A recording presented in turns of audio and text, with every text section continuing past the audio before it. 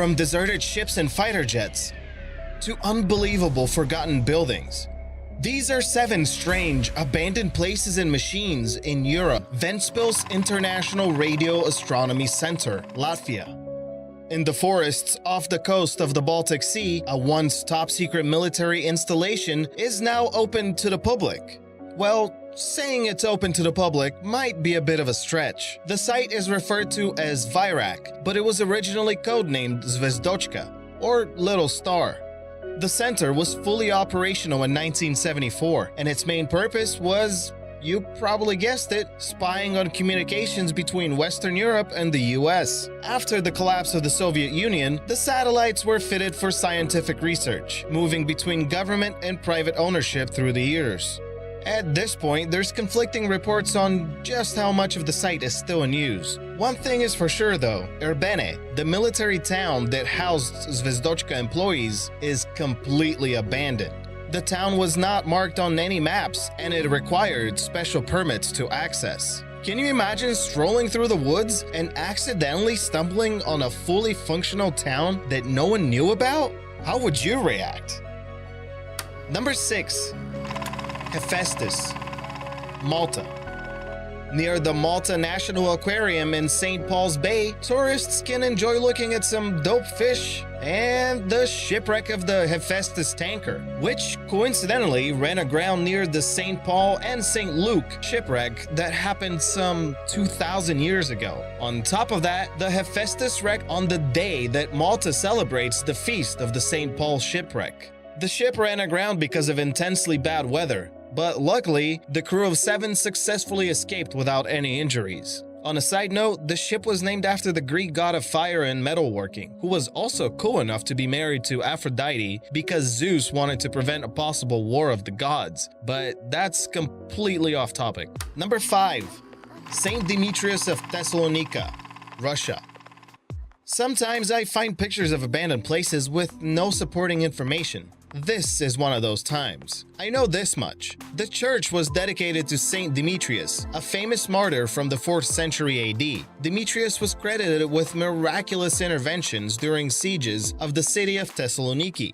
I also know that it's located in one of these 5 small villages in western Russia. However, I could not find any more in-depth information about this abandoned church. Most of the pictures date back to 2015, so it's not known if this beautiful building is still standing.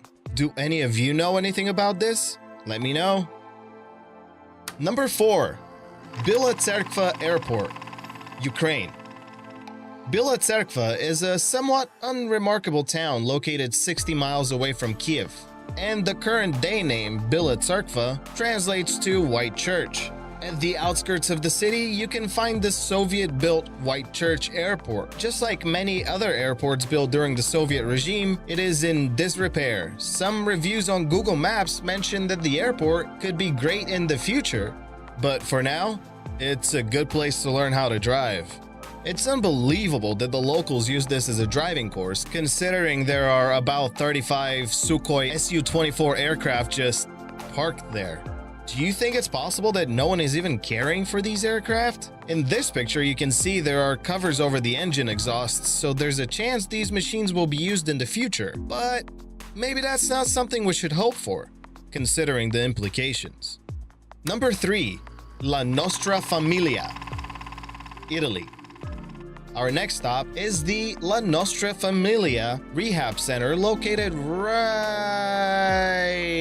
here. I'm guessing it was more of a private resort than what we think of when we hear rehab center. Comments on a local Italian Facebook page paint a picture of a quaint resort where children used to go in the summer months. An article I found states that a commune or colony or resort or whatever you want to call it closed indefinitely in 2006. Before the 90s, it was open all year long, but for the last 15 years of business, it was only open in the summer. The reason for the closure is simple. The costs of running the place were big and the profits were not enough.